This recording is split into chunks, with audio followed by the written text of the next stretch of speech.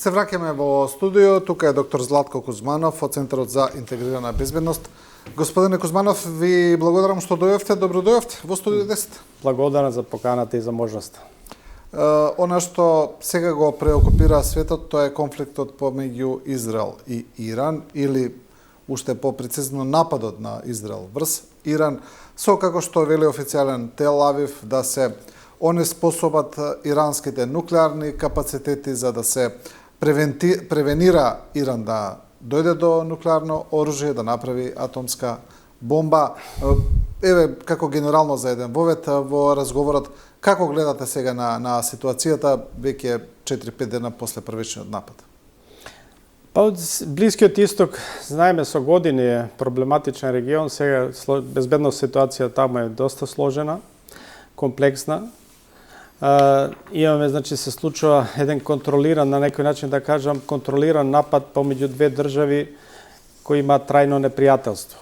Тој контролиран напад се изведува со ракетно вооружување, со дронови и со борбени војни авиони на конкретни оперативни и стратегиски цели и војни и економски, па за да се оствари одредени војни, а би рекол и политички цели. И гледаме дека тоа се извршува и од двете страни. Бидејќи нападот го започна Израел, Иран возврати и сега тука продолжува сите овие денови, еви утрото имаме повторно ракетирање меѓусебно, бидејќи тука гледате се користи баш тоа високо развиено оружје, бидејќи таа раздалеченост помеѓу нив е преку 1000-1500 километри и се користи ракети од среден и долг дострел и борбените авиони, за да се неутрализираат или погодат тие оперативни или стратешки објекти на двете страни. Тука велам зашто е ситуацијата комплексна. За сега меѓународната заедница се обидува да влие и да деескалира состојбата, да не се прошири овој конфликт нешто поголемо, а во секој случај према ситуацијата има елементи и можности да се прошири, али за сега се обидува меѓународната заедница да ја контролира состојбата и да не дојде до поширока ескалација. Значи се зависи дали тоа ќе остане на ниво меѓу Израел и Иран да се ракетираат на овој начин уште на некои цели и војни прецели, али гледаме тука се гаѓаат и цивилни цели, има и цивилни жртви, или дали од дел од големите сили кои стојат за едните другите, па ќе се вклучат и поактивно со одредена помош и да тоа го доведат да дојде до некоја ескалација. За сега изјавите се дека не треба да ескалира состојбата, еве изјавата комуникето од самитот на Г7 во Канада во таа насока беше, каде што треба да се најдат начини да прекине непријателството, бидејќи тие и дадоа поддршка, Израел имал право да се брани, а на Иран му негираат правото да може да развие нуклеарно оружје заради таквата политика што се цени дека ја води кон светот. Тука е интересна улогата на Соединетите американски држави, изјавите на претседателот Трамп. Знаеме ние дека ова предходеше практично ултиматум од Соединетите американски држави на Иран да мора да започне да води разговори за нуклеарната програма која треба да биде контролирана и само за цивилни цели, а во спротивно дека можеби ќе сноси последици. Така му беше најавено од претседателот Трамп на Иран. И еве гледаме на некој начин помина тој рок, од 60 дена, разговорите почна, па не се довршија, али тој одговор, бидејќи немаше резултат опиплив околу тие разговори, се изврши Израел се надоврза на тие напади, не Соединетите американски држави, од кои беа најавена како можна закана од Соединетите. Ние гледате тука, ова не е прво на изненадување, овој напад, бидејќи пред 2-3 месеци имаше и такво ракетирање помеѓу нив. Непријателството јасно, друго ние пред месец дена овде мислам и кажавме, најавивме дека нешто таму ќе се случи, кога зборевме дека податоците зборуваат дека Соединетите американски држави привлекуваат и ги зголемуваат од своите сили во Блискиот Исток. Тоа го најавивме пред месец дена, каде што донесоа своји сили, зголемија присуство на копнените сили, го зголемија присуството на воената морнарица, зголемија присуството на противракетни системи, вие тоа го потенциравте неколку пат. Тоа го потенциравме пред месец дена, баш на 18 минатиот месец. Одредени стратешки бомбардери на одредени бази и така натаму, значи тие се подготвуваат. Тогаш започна преговорите со дипломатските преговори со Иран, поддршката на Израел, борбата со хутите и Блискиот Исток тука има повеќе точки каде што може да дојде до ескалација, али главното е ова меѓу Израел и Иран. Ајде вака, има неколку тука подпрашања во однос на ова. Ајде да почнеме од почеток. Прво, самиот напад е направен за тоа да се спречи Иран да развие нуклеарно оружје. Го спомнавте вие и нападот или кој се случи пред неколку месеци, кога исто така Израел го изврши првичниот напад, па Иран одговори. Мислите ли дека можеби тој напад тогаш, дека беше всушност само една штик проба за Израел, дека тој направи една проба да ги тестира иранските одбранбени и напаѓачки капацитети, за да види до каде може Иран да оди, и дека тој всушност беше само подготовка за овој главниот напад. Се е тоа во игра. Значи, тогаш имавме една ситуација. Иран водеше војна против Хамас и Хезболах и на некој начин во голем дел ги оствари војните цели, ги порази. Израел се извинувам, против Хамас и Хезболах, а бидејќи знаеме дека Иран ги поддржува, нели, цело време и војно и бил друг план овие две фракции, па и хутите во Јемен, тоа беше логичен след кога веќе ги неутрализира на некој начин во голем мерка Израел, Хамас и Хезболах, дека ќе се пресметува и со Иран, бидејќи најголемата... Да не го забравиме и отстранувањето на Асад од Сирија исто така. Да. Во таа слика. Да, тоа во моментот во тој период се случуваше превратот практично во Сирија, али каде што беа вклучени и други играчи таму, повеќе и меѓународни играчи. Збориме сега за овој однос меѓу Израел и Иран. Значи тоа беше тогаш, да, секогаш во овие вакви напади. Знаете, ова е модерно војување со таа високо софистицирана техника, каде што вие не пуштате и своји сили на теренот, да гледате се ракетираат, погаѓаат стратешки објекти на раздалеченост поголема од 1000 километри.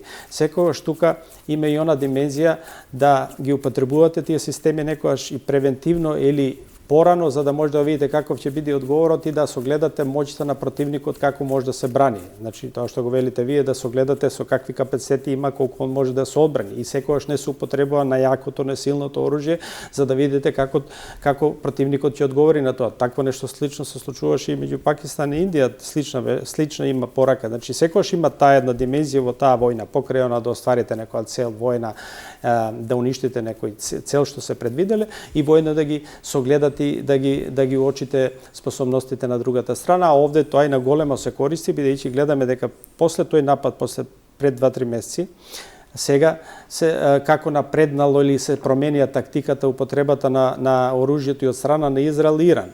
Од страна на Израел, гледате што применија разузнавачки претходни операции, изврши подготовки на самиот терен, бидејќи оној првиот удар што го направи Израел врз Иран, со инфилтрирање на луѓе, со преку разузнавачката служба, со активирање на тие дронови од самата територија за да го парализира противвоздушниот систем и да нападне со 200 борбени авиони и да ги нападне тие главни стратешки објекти, посебно овие постројките за збогатување на ураниум, а и другите стратешки објекти и воени објекти и аеродромите, укажува на научена лекција, а и накажува на едни големи подготовки, како се работат тие тајни насилни војно-разузнавачки акции со таков ефект. Од друга страна, па гледаме дека Израел покрај тој Иран покрај тој шокантен удар што го претрпеа на почекот, пак успеа да возврати и на некој начин да го пробие, нели, тој заштитен рак противваздушен систем на Израел кој се состои од тие 3 слоеви, нели,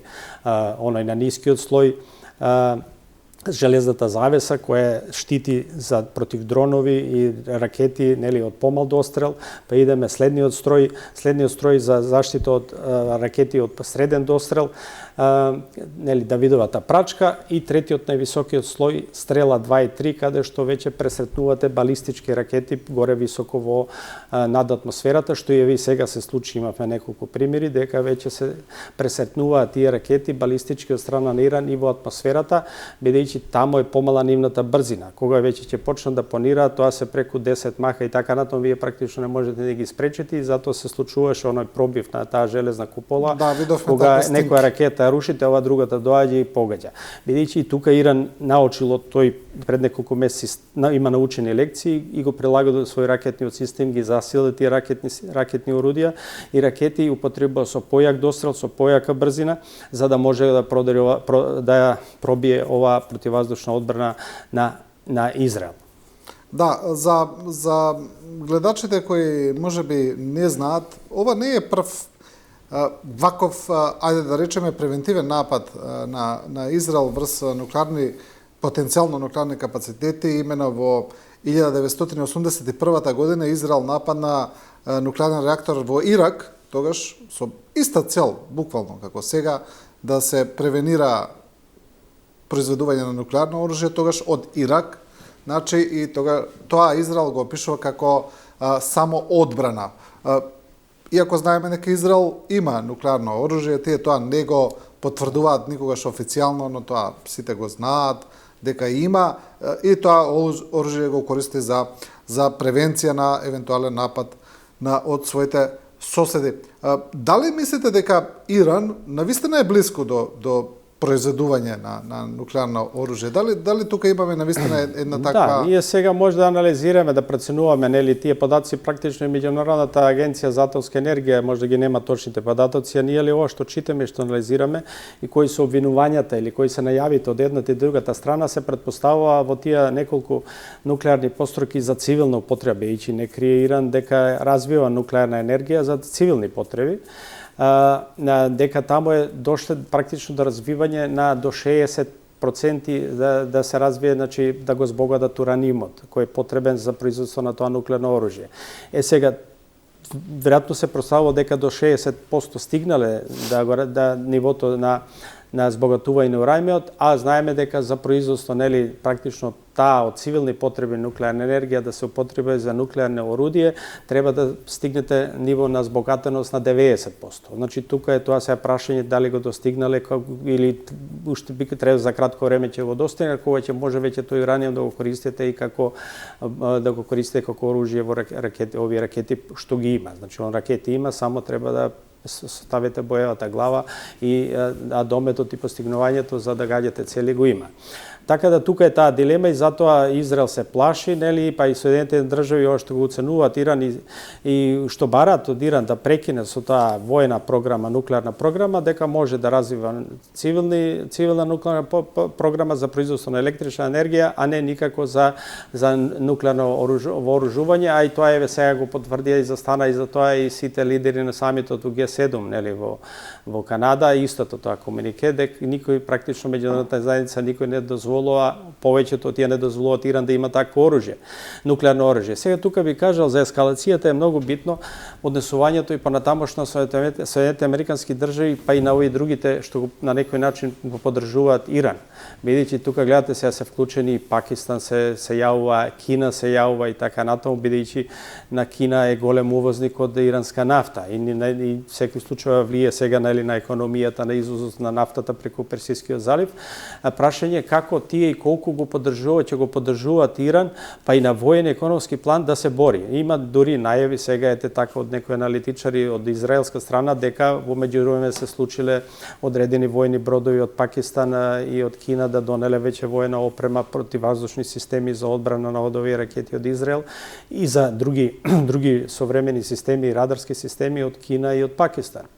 Тоа ако така продолжи во таа насока, тогаш може да се овозможи да овие две држави продолжат со такви напади и да тоа во некој случај може да ескалира. Али се уште мислам дека согласно изјавите, нели, и на председателот Трамп, а и ова сега што се дават некои изјави од иранска страна преку посредници од другите арапски држави дека иницираат. Не бидејќи овде сега гледаме ние секојдневно ракетни удари, али мора да сме свесни дека паралелно зад сцената се водат интензивни дипломатски разговори да се деескалира состојбата и да се сопрат овие ракетни удари.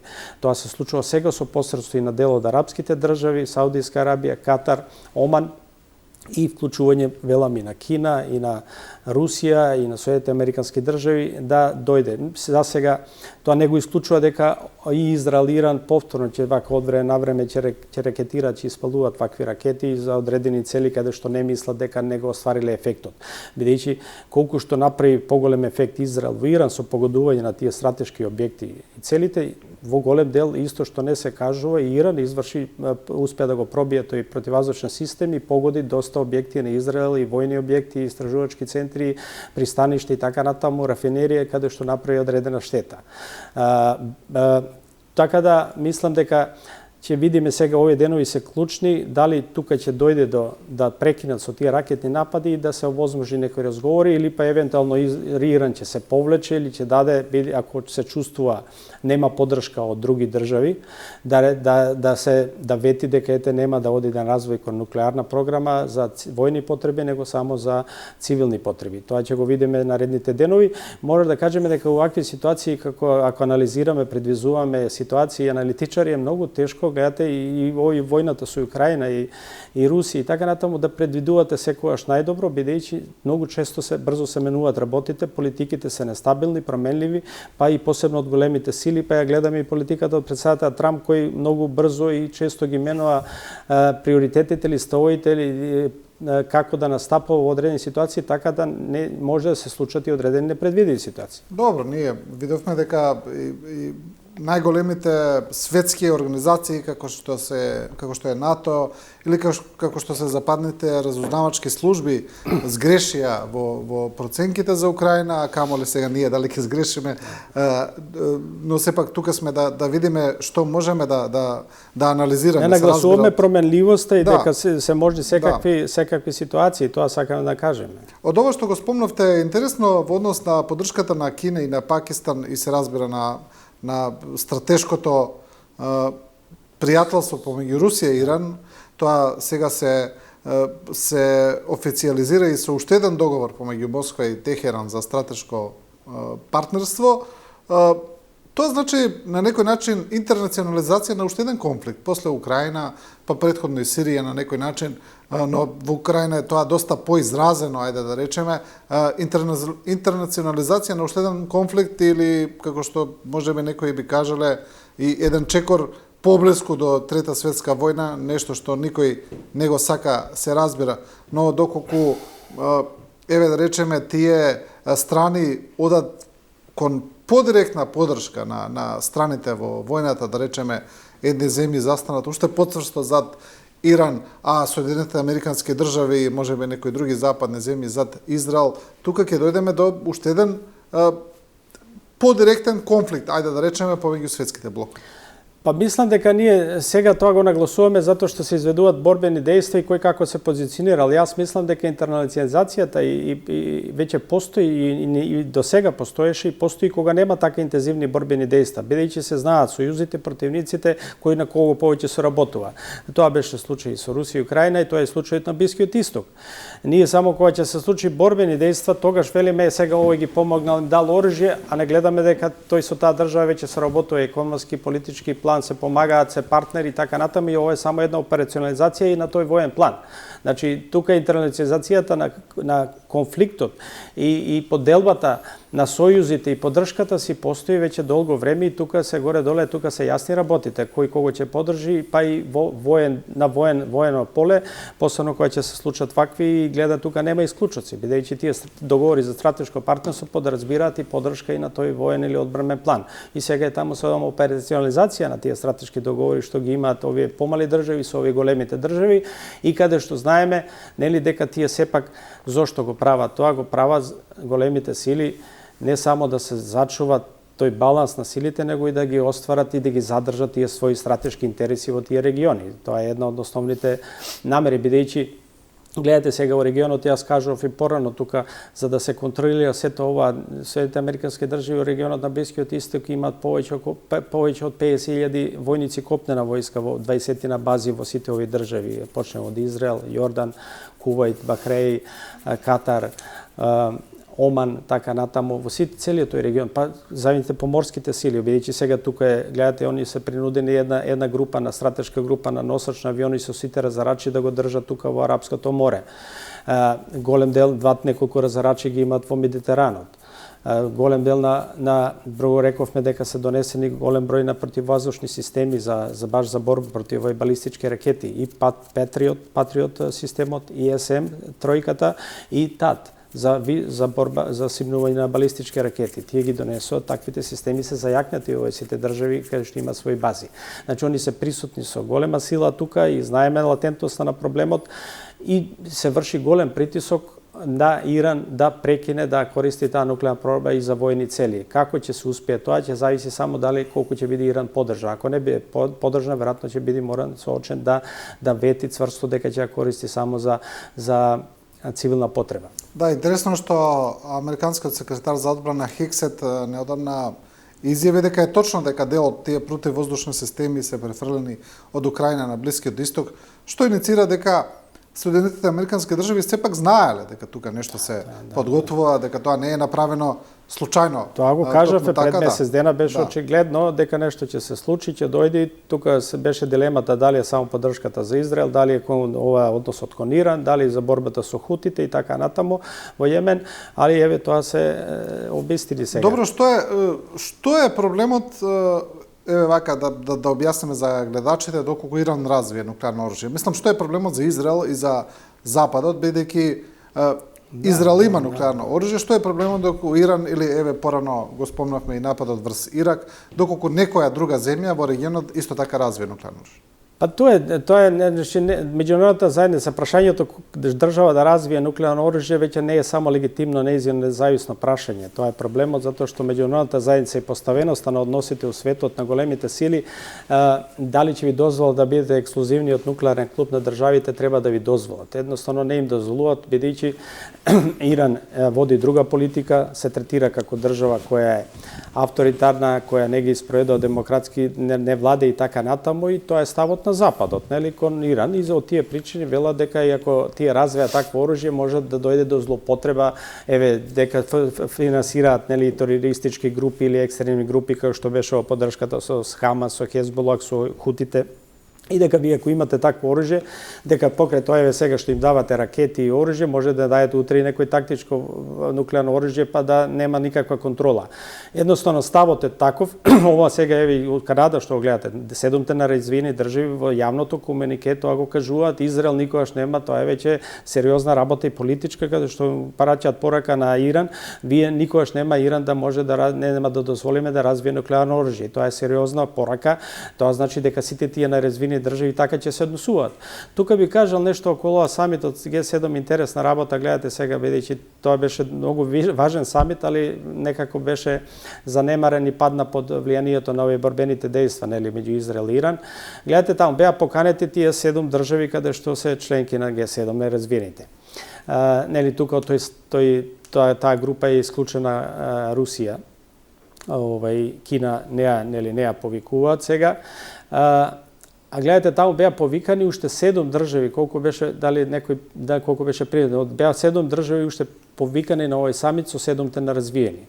Значи, од секој континент по една, практично од Јужна Америка, Бразил, овде од Европа, ради војната Украина беше поканета, Австралија, таму, Индија, така натаму, Јужна Кореја и така натаму, беа поканети тие сојузните незапазниот свет и беа поканети уште 3 држави, не знам кој дали се примите, а кој не ја прифатија поканата. Индонезија, Саудиска Арабија и Обединети Арапски Емирати, кои со тие што сака западниот свет да ја проширува соработката визави Индискиот Пацифик. Сега што е се интересно до овие држави поканетите и овие што не дојдоа. Гледате колку тука се практично која се води дипломатска војна против Русија или Кина на тој глобален план визави БРИКСот. И поканија практично 3 членки основачи на БРИКСот, Бразил, Индија,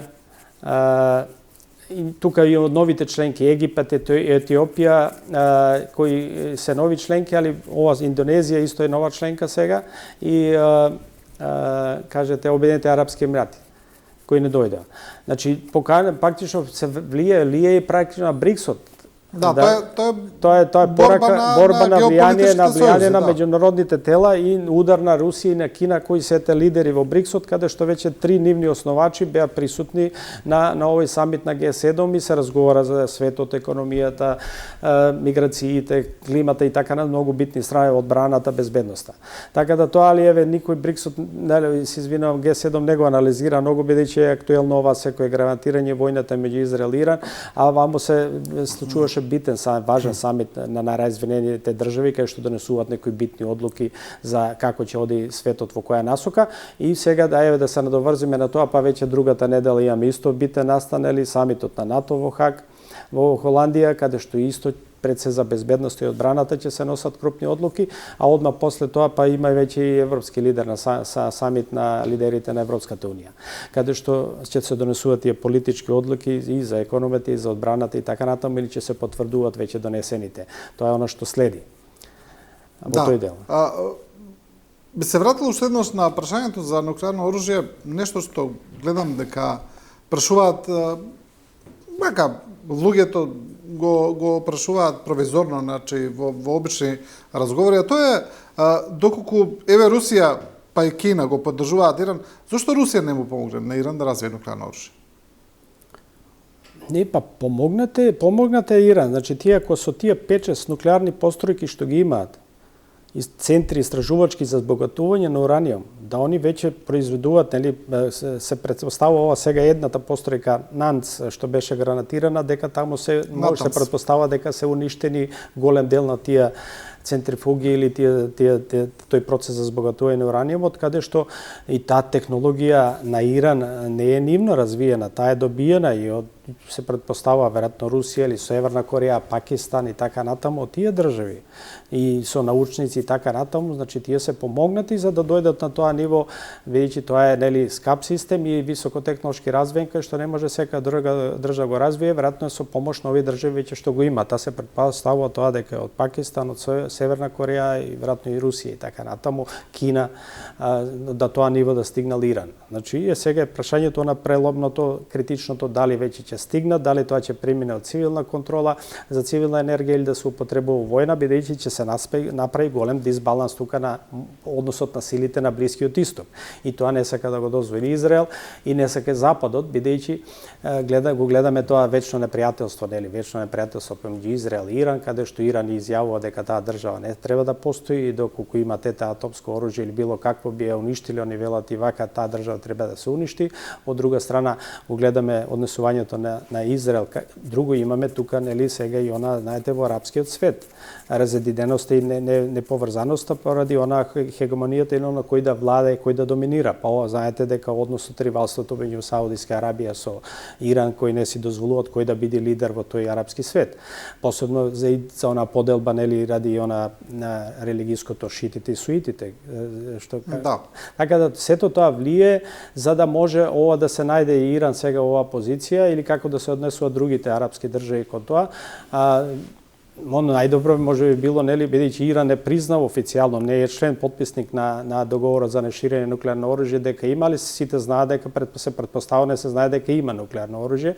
Најдобро било за целто регион да никој да нема, па тогаш веројатно би било помирна ситуацијата. Него имаме сега таа ситуација. Јас овде ви кажам едно што се испушти во овие анализите, а приметно од изјавите, мислам дека треба да го потсетам. Покрај војни цели што сакаше да ги оствари Израел во Иран. Тоа го приметувам во изјавите на премиерот на Израел и изјавите на председателот Трамп еве од утрово. Значи, покрај тоа што сака со овие ракетни удари да му да ги уништат таа нуклеарната програма, војните капацитети, балистичките ракети и така натаму, гледате пораките од цело време се потенцира, дури и Израел пред нападите го информира иранското население, гледате една чудна порака, вели напуштете ги објектите, ќе ве гранатираме. Како сака да се покаже, демеќе еве штитиме населението, ние сакаме да се бориме против вашите раководства, вашиот режим, не против вас, односно се води една психолошка војна со овие ефектни удари од Израел на Иран, да се создаде незадоволство кај народот и да се предизвика немири и демонстрации. Тоа го видовме и изјавите на председателот Трамп кој го повика иранскиот народ, срушете го, борете со режим, прифатете, немој да се доведете во ситуација. Еве сега утрото го пуштиле еви поранешниот избеганиот синот на престолонаследникот на иранскиот престолонаследник и тој дава така изјава. Собалјев даде таква изјава да се, нели, тие, бидејќи они има таму исто малцински групи, етички групи, религиозни различни, каде што ги повикува да се дигнат, да го срушат раководството или режимот, како што велат тие во Иран, за да може да се остари. Значи, гледате, сега ова воена кампања има и политички или психолошки ефект, цел да се создаде, можеби некој рачунал со тоа пресметливо, дека можеби ќе проба да направи незадоволство и да се случат некои демонстрации во Техеран, во Иран, проти самото раководство, па и на изјавите од председателот Трамп, или се пуштаат слики како граѓаните бегаат со колони, се закрчени се патиштата, го напуштаат Техеран и така натаму, да се состаде веројатно една воздемираност и незадоволство кај иранскиот народ да излезе сам да се бори против своите раководители, да прекинат ова војна и да ја прифатат условите. Имаше уште многу подиректна порака од Нетањаху, кој рече дека единствен начин да се реши конфликтот е да се ликвидира Али Хамнеи. Тој прилично директно го кажа тоа, иако имаше информации дека наводно американскиот претседател Трамп и американската администрација им забраниле да го нападнат. Израел тоа официјално го демантираше, рече тоа не е точно, тоа е лажна вест, сите опции се отворени, а Нетањаху директно го кажа.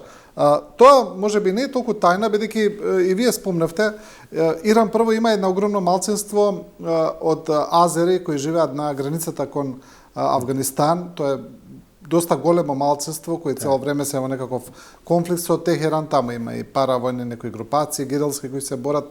Знаеме дека скоро имаше една меѓугранична војна со талибанците во Авганистан, каде што исто така е поради таму јазични права на тоа малцинство.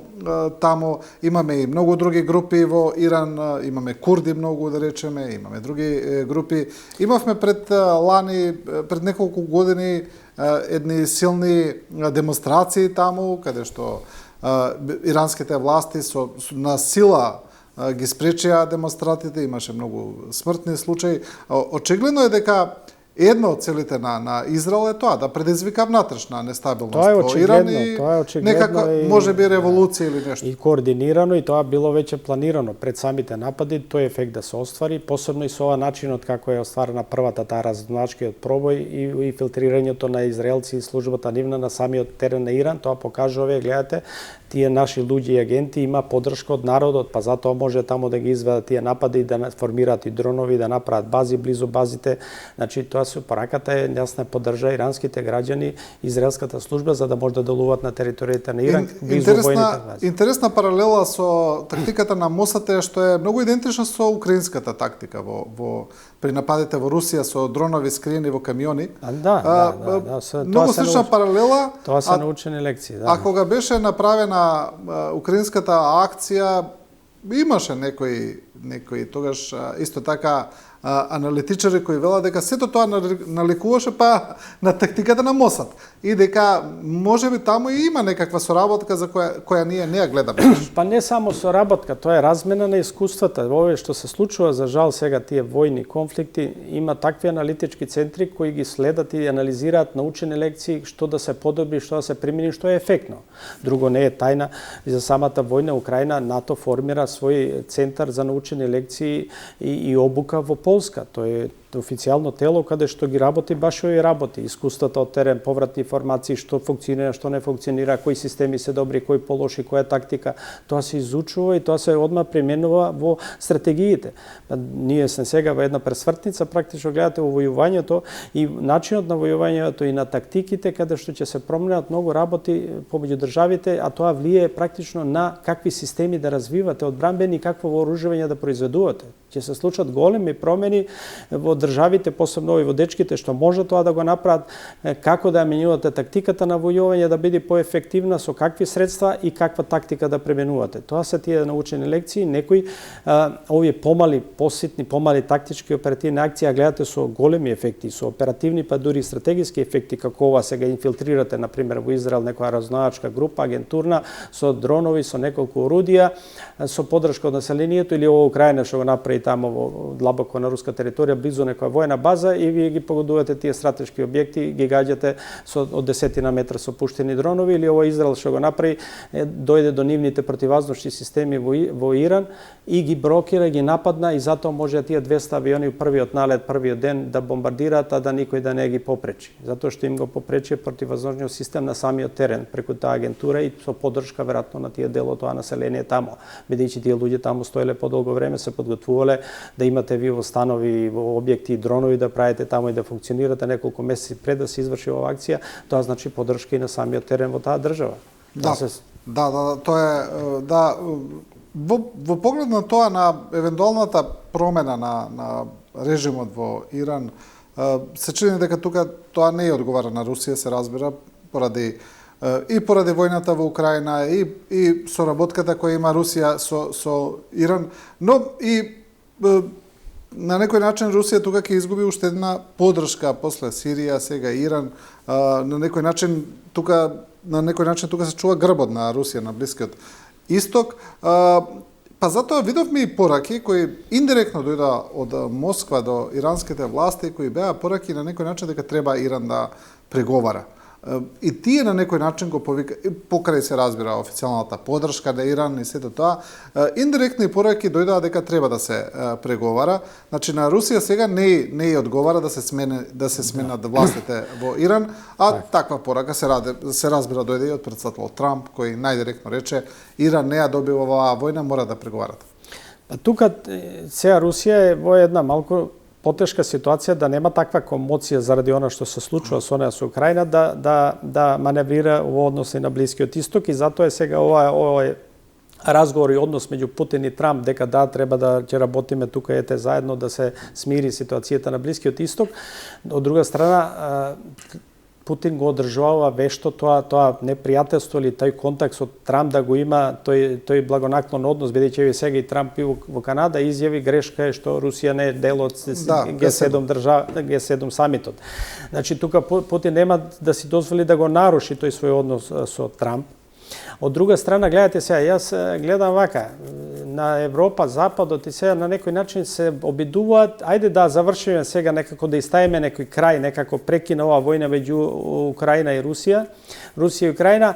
Не ни е потребна нова војна сега оваа фаза на Блискиот Исток, нов некој регионален конфликт, додека ова не сме привршили да завршиме на некој начин, да замрзнеме или да бараме решение.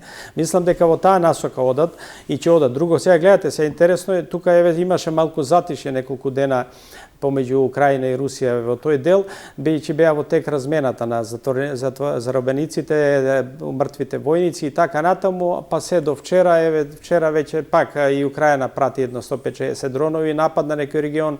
Утрото слушам, читаме дека Украина, Русија преку исто прати голем број на ракети, дронови и го нападна директно и Киев, и погоди голем број на објекти, па и цивилни веројатно објекти во Киев. Значи, пак тука мислевме дека ќе има мало затишје сега додека во случува, него пак продолжија тие меѓусебни напади меѓу Украина и Русија со дронови. Бидејќи беше предвидено до крајот на неделата да трае тој процес на размена на затворениците и на телата погинатите, кога и у војска има некој џентлменски договор или ајде да тогаш се прави некој примирје, мртвите телата не да ги размените, да нема некои поголеми војни акции, додека не секој си направи колку такво чест на тие луѓе што ги има со двете страни, него се случи, гледам од вчера денеска и Украина изврши голем број напади пред се со дронови, а Русија утрово го нападна пак Киев со голем број на ракети и дронови и направи големи штети на повеќе згради и објекти. И тука, значи, продолжува тоа темпо, без оглед што заложбите рекоа и председател Трамп му најави, Путин му најави, председател Трамп дека после 22 кога ќе заврши ова размена од недела, дека ќе седнеле, ќе пробале пак да ги интензивира тие дипломатски разговори за дали ќе се дојде до некој прекин на огнот помеѓу Русија и Украина. Ова е сега жешкото овде што се случува на Блискиот Исток и целиот напор на меѓународната заедница, ќе видиме дали ќе се ефектуира да се спречи понатамашната ескалација, бидејќи еве овие продолжи и утрото да се гранатираат и Израел и Иран едни со други да испалуваат ракети. Бидејќи гледате тука не е веќе проблем и да е раздалеченоста 1500 километри, да може да изведувате напади, тоа високо прецизни напади каде што детектирате, гледате точни објекти, точни згради, па и станови или личности каде што сакате да извршите да погодите одредени важни личности. Бидејќи гледате сега Иран и Иран му одговара, мислам сега да има и некој затишје примирие, да малку направите последиците, да ги согледате, да анализирате состојбата, бидејќи они беа оној прв напад, они беа обезглавени. Знаете, вие ако првите луѓе во генералштабот, повеќето они главни команданти ви ги убијат во еден напад на тој инсцениран состанок и сега настапиле тие замениците, другите, тука еден малку хаос во хиерархијата. Знаете, кога вие во војската, ако го обезглавите главните командантите, оној што води акцијата, има секојаш заменик, али секојаш е тоа шок доека не ја стабилизирате состојбата и удар кога ви го оној што ја води акцијата го елиминирате. И тоа и командантите на армијата и командантите на револуционерната гарда се таргетирани. Прилично голем шок во првичниот напад. Кога зборуваме, еве, при крајот на емисијата за Украина, да, можеби ќе се интензивираат разговорите после размената на телата на починатите и на заробениците, но некако како да спласна еуфоријата после разговорите во Истанбул, особено после тоа веќе го разговаравме, после последната украинска акција и нападот на Русија, од тогаш некако како целата динамика да спадна. Не знам дали што можеме да очекуваме во блиска иднина. Да, ние тогаш пред месец дена анализиравме оној предлог од 22 точки Соединените американски држави кој им го даде на Русија и Украина за услов за прекин на огнот. И видовме дека тука има повеќе точки некои што и на руска и на украинска, посебно на руска страна не ја одговараат. И затоа имаме вакво едно однос сега од одговлекување. Практично има таму 5-6 точки, црвени точки, линии кои Русија тешко може да ги прифати од тој таков предлог. А не може да се наметне друг неизин предлог. И она пак ги повтори барањата, оние острите барања што не може да ги дозволи. Посебно тука се однесува дека е неприфатливо за нив да Украина да се подели, да влезат западните сили, бидејќи Украина да се подели, овој дел да го задржи Русија што е предлог од американска страна, па поголем дел од Украина 70-80% ќе влезат западни сили и Русија практично голем дел од таа своја цел не остварила. Затоа пак се инсистира на тој неутрален статус, а за никакво присуство на западни сили, а вамо се планира да влезат западни сили на таа линија на разграничување. Тоа е една од тие точки. Така да затоа и се договлекува сега сето тоа. Така да ќе видиме сега. Се чини сега дека двете страни повторно се враќаат на истата тактика, се обидуваат што повеќе да заграбат на терен, да добијат што подобри позиции. И се враќаат на изворното, бидејќи Русија гледа дека и да го прифати, да и прифати дел од тие 22 точки од предлогот од Соединените американски држави, таа отстапува можеби за пола од оние декларирани цели што ги имаше на почеток на војната операција или на војната, дека не ги реализирали. Она ќе мора да се соочи со тоа што направивме. Сега ефектот кој е кога голем дел од тие цели сепак не ги остваривме, не успеавме да ги оствариме. Настрана она што се земале, таа територија кај што живеат голем дел од тие руско население, а и таа не е целосно. Таму едно 20-30% од регионите од Луганск е поголем дел, али Донецк и Запорожје и Херсон не се целосно тие географски како ги рачунаат автономни територии, ги нема заземено. Да. Добро, ајде да искористиме буквално за крајот на емисијата да се вратиме кај нас за нашите состојби, за состојбата на нашата армија, пред се и вооружени сили, во контекст на барањата на претседател Трамп и на НАТО, веќе тоа се заложби да се зголемат трошоците за одбрана и веќе се спомнуваат тие фамозни 5%, ние знаеме дека овие 2% ние едва ги исполнивме, сега за 5, мислам тоа 5% од БДП, знаеме дека тоа се огромни средства. Мислите ли дека Македонија може да ги исполни тие цели? Јас и за ова зборува порано, кој е мојот став и јавно го кажувам. Значи, проблем е ова заложби и ова вооружување, ревооружување и одлуки донесени на Европа. Јас реков порано, јас мислам да се пробаше, да се види меѓународната заедница и САД да проба, ајде да одиме на деескалација.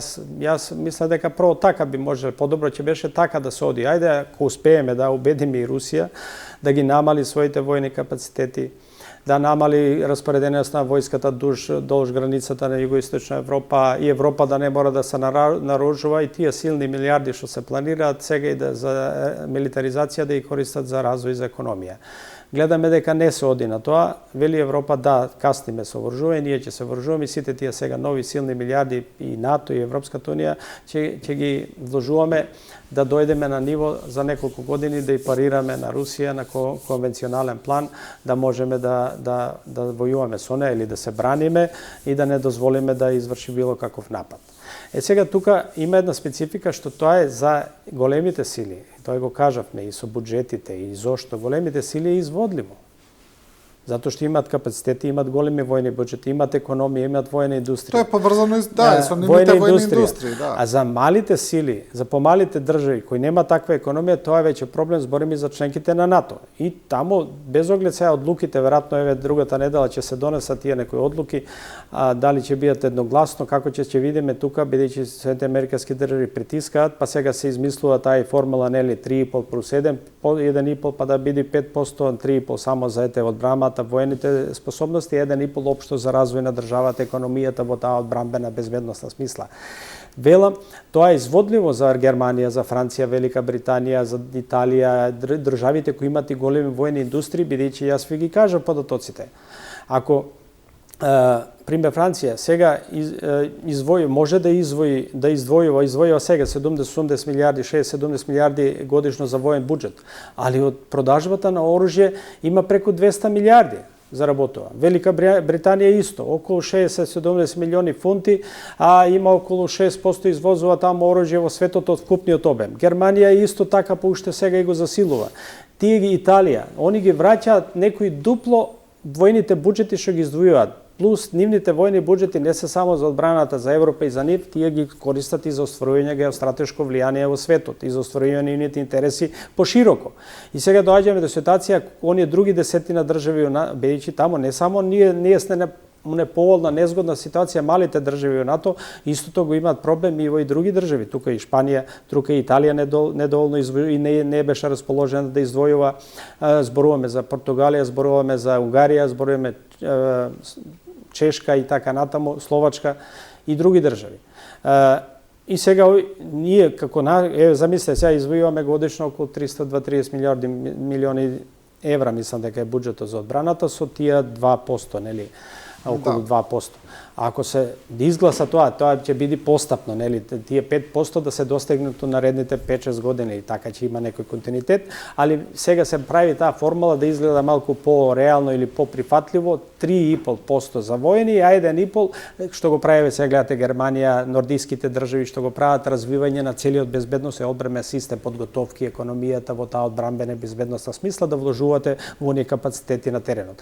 И тука јас гледате, за нас е тоа стварно големи средства и ќе биде проблем, па еве и изјавите од министерот за надворешни или за одбрана кога изјавува, па гледате тука малку е со задршка, тоа еве ние ќе се трудиме, ќе пратиме се, не е тоа експлицитно, бидејќи гледате треба да ви одобри парламентот, владата, вие тие стварно пари да ги издвојувате. Ако издвојувате 300 и нешто милиони евра годишно, сега за 5-6 години да издвојувате 500 милиони. Дали кој ќе ги имате ли, може да ги издвојувате, како ќе ги најдете? Друго, наш проблем е што ние тоа ќе не можеме го вратиме со војна економија и војна индустрија. Само трошење. Овие држави големите што го притискаат тоа, они можат и да ги вратат и плюс и да заработат. И тука е проблемот. А треба се зајакнуваат тие капацитети. Јас што тука би имале за во која насока да одел нашиот одбранбен систем, како да развиеме, можеме и посебна емисија да направиме кој е мојот став, кој е моето мислење покрај она што еднаш зборевме, веќе дадовме проекција и што е мој став дека треба да се воведе доброволно задолжително служење на војен рок. Јас би, ако веќе такви средства се трошат, јас би одел на тоа да правиме една општа поширока подготовка на одбраната на државата и на луѓето, бидејќи ние, гледате, малите држави, што и да купите вие, секогаш поголемиот комшија појакиот ќе купи појак борбен систем. И секогаш тој неговиот ќе биде појак со поголем дома и поголем ефект.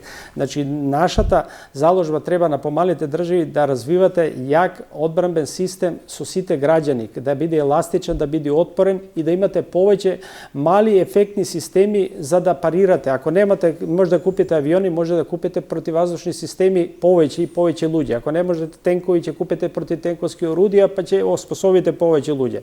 И така ќе градите територијата да биде еластична, отпорна на такви напади.